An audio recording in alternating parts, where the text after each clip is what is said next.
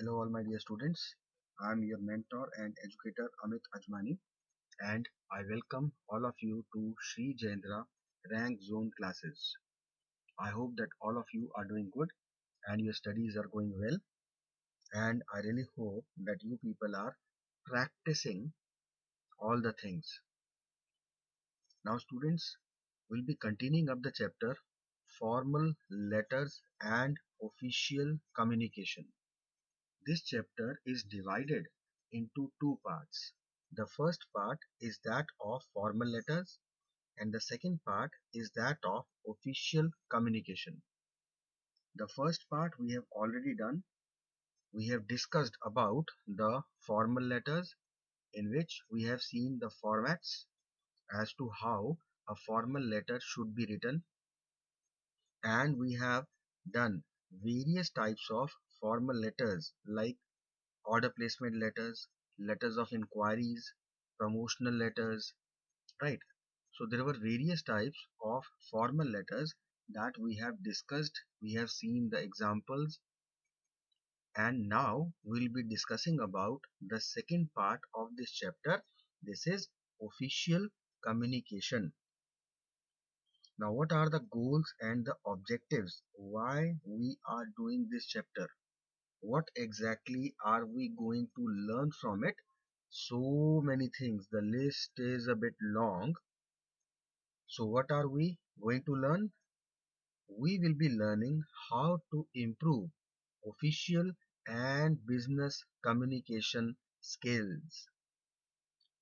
We'll be able to understand the importance of memos. Now, what are memos? We'll be learning it. And the importance of circulars in business communication. What are circulars? Of course, we will be learning it. We will be able to become familiar with the various types of circulars and memos. So we will be discussing about what circulars are, what memos are, what are the various types of circulars and memos, and how and why they are important in business communication. Also, we will explore the appropriate language and the format which is associated with these circulars and memos. In these, we will be able to express the ideas clearly, and after getting a detailed study of the circulars and memos, we'll be able to differentiate between them as to how these circulars are different from the memos, and we will be able to understand the subject matter carefully, and accordingly we'll be able to include the relevant information while we are drafting these memos and circulars.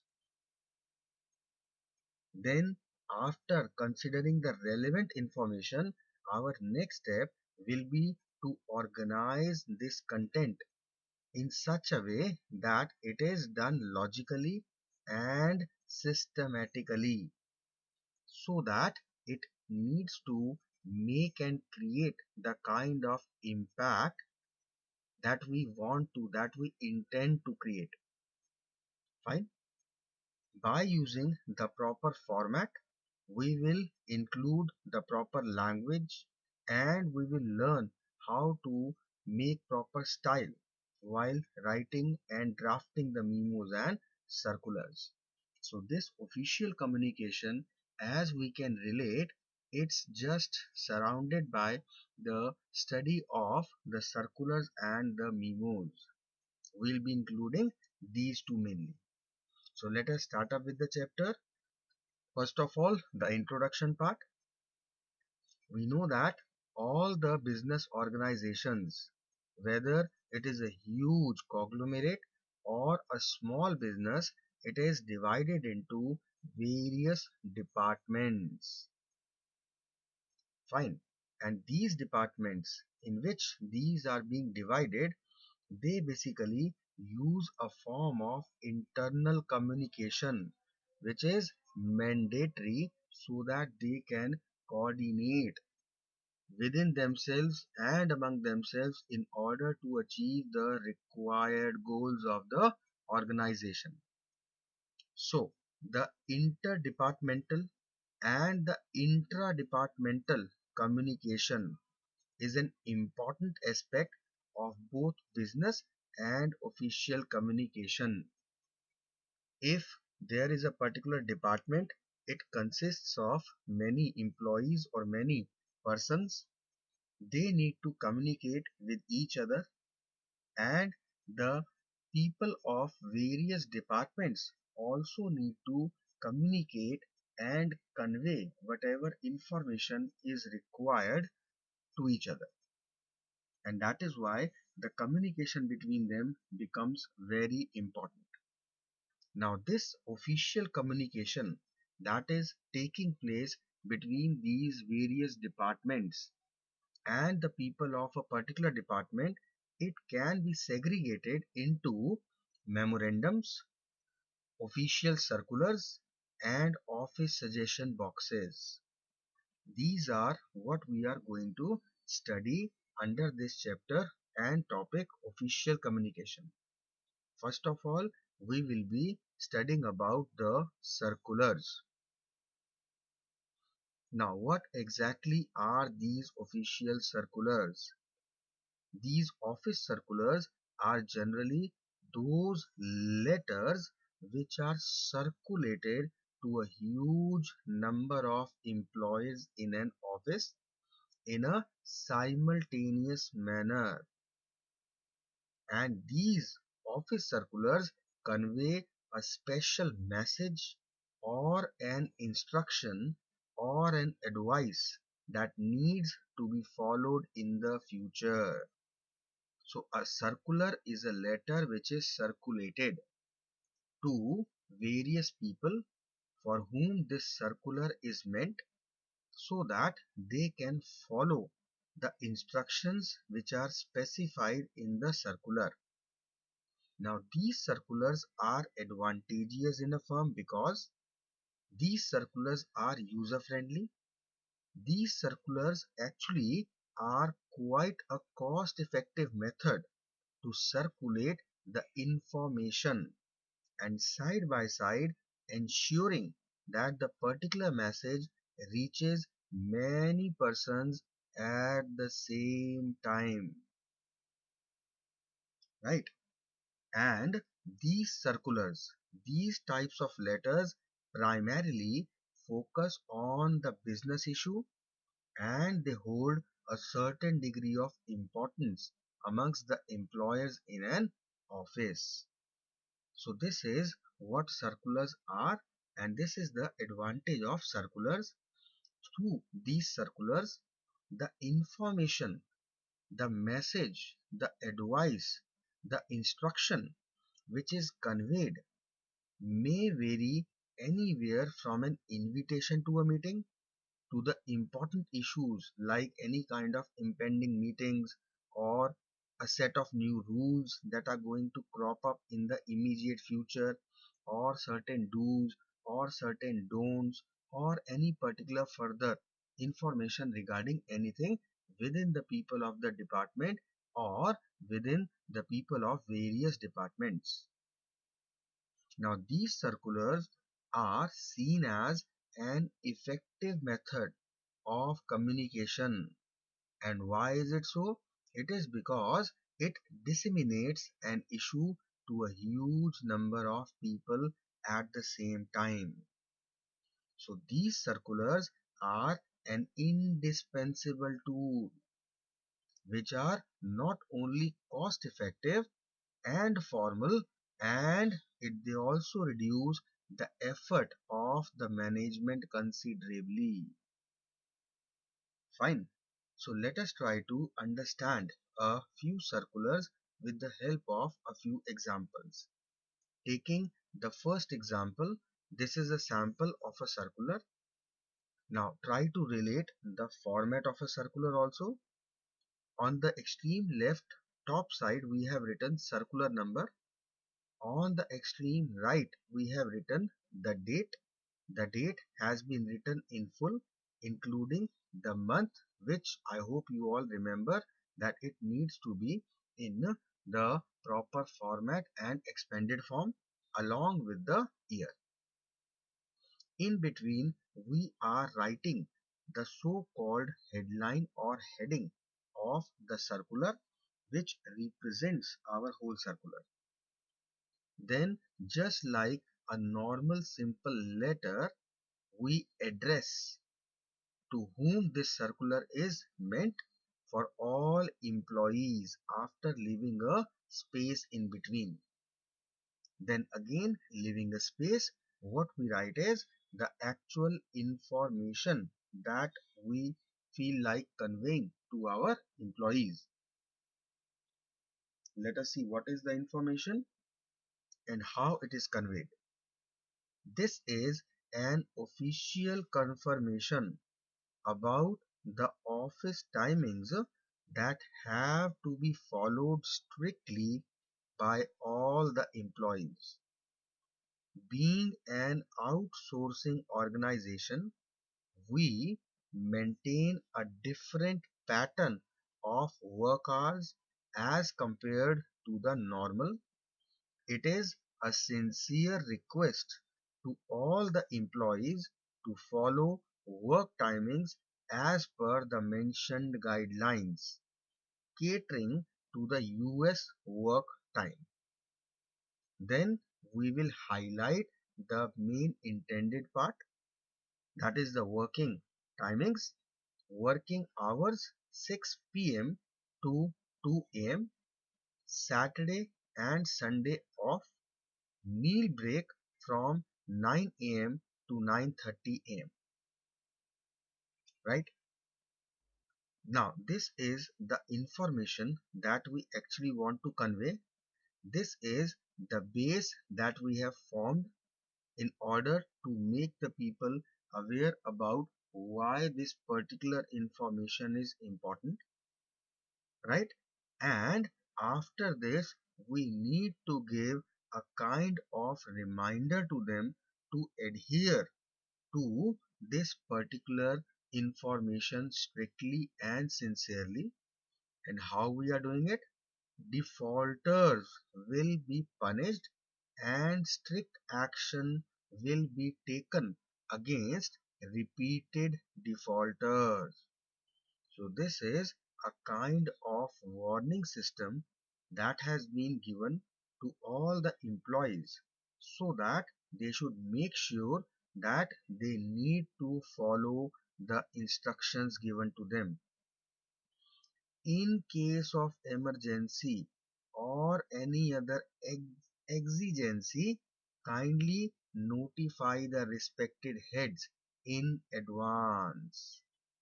Space, the writer of this circular, Simran Thalreja, and he is the manager. The designation is going to follow by the sender, the name and the designation of the sender that needs to come just like a normal simple letter that we write. Clear? So this is a circular. Please try to relate what are the important things that needed to be kept in mind. The format consists of circular number, then the date, then the heading after leaving a space in the middle. After leaving a space, we are addressing. So the address part for all employees. In the first paragraph, we have formed the base as to why this circular is being given. The next is the highlighted part as to the main information that needs to be conveyed to all the people for whom this circular is written, and a kind of again reminding the people so that the strict implementation of the instructions given should be done. Then the writer of the circular along with his designation. Clear? So this is a simple official circular that is given in order to inform the employees. Clear? Now let us come to the memos. Circulars we have already understood. Now the second part is the memos. What is a memo? A memo is used as a means of official communication within a company or an organization.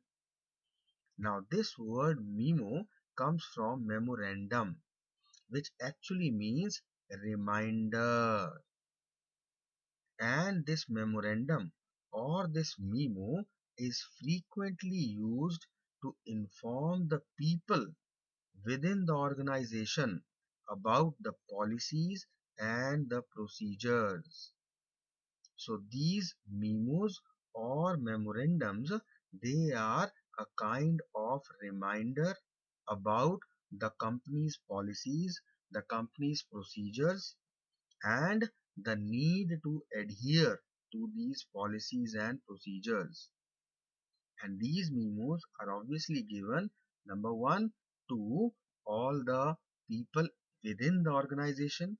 That means all the employees of the organization. And this memo, as quite obviously understandable, is given by a senior to his junior.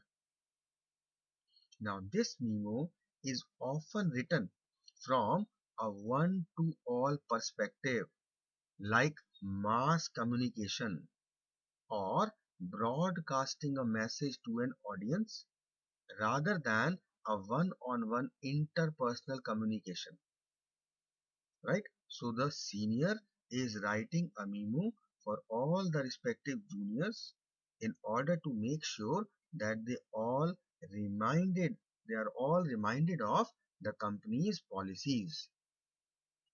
These memos may also be used to update a team on activities for any particular given project or to inform a specific group within a company of any particular event that is going to happen or any particular action or any particular observance.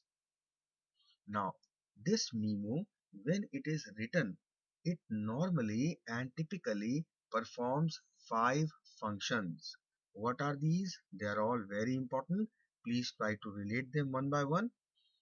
The functions that a memo perform is to remind all the employees about the company's policies and the various procedures that need to be followed. These memos also are used to highlight a particular event or an action. They are also performing the function to recount, to repeat the particular things that have already been told, but just refreshing the thought after some time.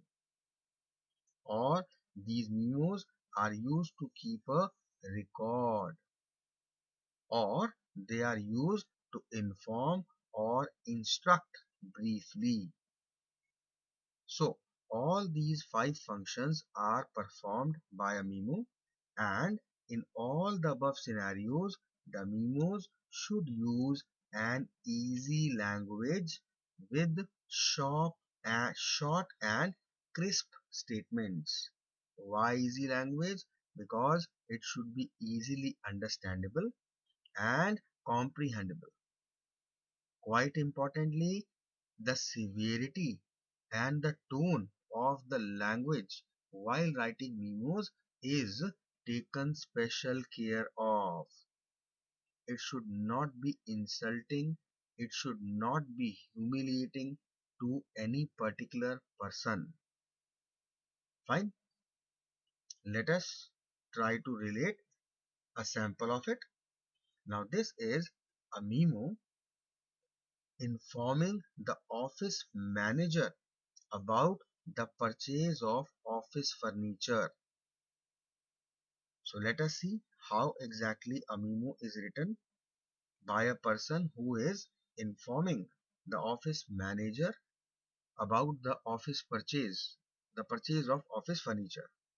First of all, we'll write the company's name and address above. It is non-specific if it is not given in the question, like ABC Technopolis Limited, 65 Nehru Nagar, New Delhi. The headlines contains inter-office memo. There is no particular heading given. On the left hand side, after leaving a space, we will write the date. Then, to whom is this particular letter or memo letter written? To the office manager. From whom it is written? It is written from or sent by Mr. Ashok Reddy, who is the purchase officer. Now let us see the details of this memo.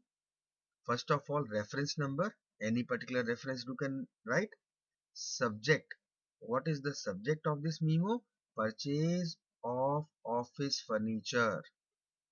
Now comes the content of the memo. Now the content is, as desired, the order for the supply of office furniture. In brackets, we are mentioning what exactly was the order regarding.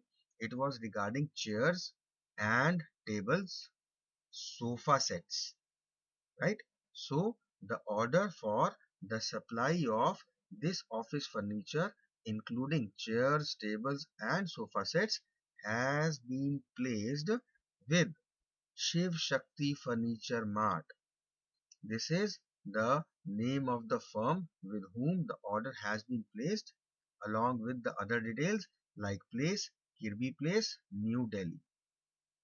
The chairs and tables will be supplied in multiple lots. The order will be completed in 10 days. Fine. So all the requisite information is provided here. First thing is the information that the order has been placed. Second is the details of the company involved with whom the order has been placed. Shiv Shakti Furniture Mart, Kirby Place, New Delhi. Next part deals with what exactly is the important detail provided by that sender company or the seller company, that these furniture items, chairs and tables, will be supplied in multiple lots, and how long they have told that the order will take to be completed.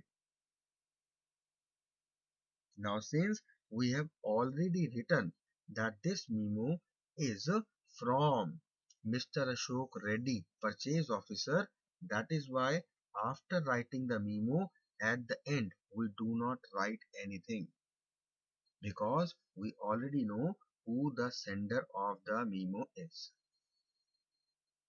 Got it? So this is first type of memo. Now, second type of memo which is written may be regarding some policies or actions taken within the organization. Just take an example of that also. Now, this is the sample of a second memo.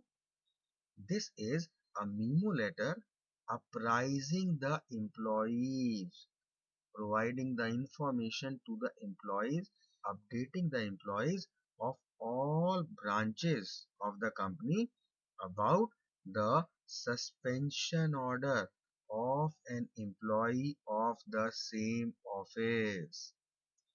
Now, one of the employees of the office have been suspended. So all the rest of the employees of all the branches of this company or organization, they are being informed about it. So what exactly is the information this memo must be containing? Number one, who is being suspended? Number two, why he has been suspended? And number three, is there anything which the company or the organization wants from all the other people or the employees of the organization, because of which the memo is written?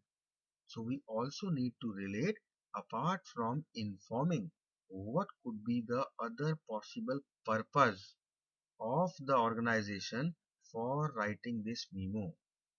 So let us try to understand and include all these details.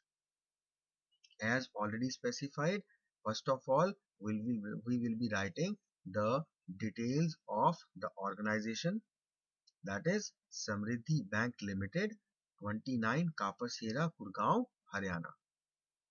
After leaving the space, our heading is, as always, Inter-Office Memo. Then, after leaving the space, we will write the date. In date, we know that the format is date, month or year, or you could have written month, date or year also. Then, 2. Who is this memo meant for? All branch managers and employees also you can add, right? This memo is written by Mr. Naresh Kochar, General Manager. So, in the from side, we will write the memo is from Mr. Naresh Kochar, General Manager. Then we need to write the reference. This reference number you can write anything. It is written 114/LT. You can write 197/BQ, or you can write 210/AD, anything, right? Then comes the subject part. Now this subject represents our memo, just like as we used to write in formal letters. Now this subject is appraisal of cashier's dismissal. The cashier has been dismissed. Now comes the body. Now what exactly is the content? This is to inform you all that Mr. XYZ, name not specified in the question, so we will be taking up a hypothetical name, non-specific, ABC, XYZ, PQR, anything. So it is to inform you all that Mr. XYZ, cashier of Samriddhi Bank, Vilas Nagar branch. So who is the person involved? What was the designation? And in which particular branch? These all are the required information. Then comes the actual detail that he has been suspended. Now why he has been suspended? On charge of misappropriation of fund. He has done something unfair, illegal. He has misappropriated the funds of the customers or of the bank. So this is 420 case, cheating case. Fine. So in these two lines, we have actually informed about the person, about his designation, about the action taken against him, and the reason because of which the action was taken. Mr. XYZ has been suspended. Who is Mr. XYZ? Cashier. Cashier of which branch? Particularly because we are talking about all branch managers, so there are various branches. So it is of Vilas Nagar branch. The action taken against him is he has been suspended. Why? The reason is because he has misappropriated the funds. Now, what is the purpose? The simple information to all the employees could not be the only reason why the company is making it public. The reason is that we are going to write next. All concerned are requested to abstain from transaction with him. So, because he is no more the employee of the company, because he is now charged of some illegal thing, so you need to stay away from him and you need to avoid any kind of transaction. You are taking something, you are giving something, that is altogether your own personal decision, because the bank authorities will not be responsible for any sort of mishap. So this is the main reason why the bank is informing all the other employees of the other branches so that they all should be aware of the fact that Mr. XYZ, who was the cashier initially in the Vilasnagar branch, is no more the employee of the bank, and the bank holds no responsibility on his behalf. So it is a kind of cautionary warning memo that has been issued to make the people aware of this thing and to make them cautious. Got it? So this is another type of office memo. Got it? So guys, this is all about the formal letters and official communication. This was quite an important chapter because of many reasons. The first reason is because in this chapter, initial part related to formal letters, and formal letters form a very important part in our lives, not only in our student life, but once we grow up and we enter our professional life, over there also we are supposed to write formal letters. So here we learned the language, the style, the organizing, and how to present a formal letter of various types. There were so many types that we did. You must go through each and every type so that you are able to retain what to write and how to write. Then the second part dealt with the official communication, which included the circulars and the memos. Whether we are doing a job in future, we are a part of any particular office or an organization. So either we will be receiving these circulars and memos, or we will be issuing these memos and writing these circulars. Even if you are not doing a job when you grow up, you are running out your own business, obviously you will be not doing it single-handedly. You need to keep employees, you need to have different departments in your business organization, in your company, and then also these circulars, these memos, these formal letters, they will come handy. So if you have a good knowledge about them, it will be very advantageous, not only theoretically in your exams to gain marks, but also practically in future. So make sure not only you understand them, but you revise them again and again to learn and to understand how to present, how to write them. Not many samples and solved examples for each and everything we have taken up. So I don't think that you'll be facing any kind of doubt or problem in understanding these. Just try to see the introduction part, the objective or purpose part, the format, and the solved examples. Just go through them once or twice. I think they should be more than sufficient. And then after doing it, revise it once or twice within 1 week or 10 days. And then after revising, make sure that you write them up also one by one. Take any two kind of letters, read, revise, understanding, learning, and after doing it, please make sure to write it. Then again next two letters, then after doing and writing again next two letters, and so on. So this is how you can actually and very easily this you can learn this all the types of letters and the type of official communication circulars and memos, right? We'll be taking up a few exercise questions which are given in the book. But before that, I want you all to just go through all the parts that we have done so that when we'll be discussing the exercise, you should be in a position to contribute and participate from your side also, right?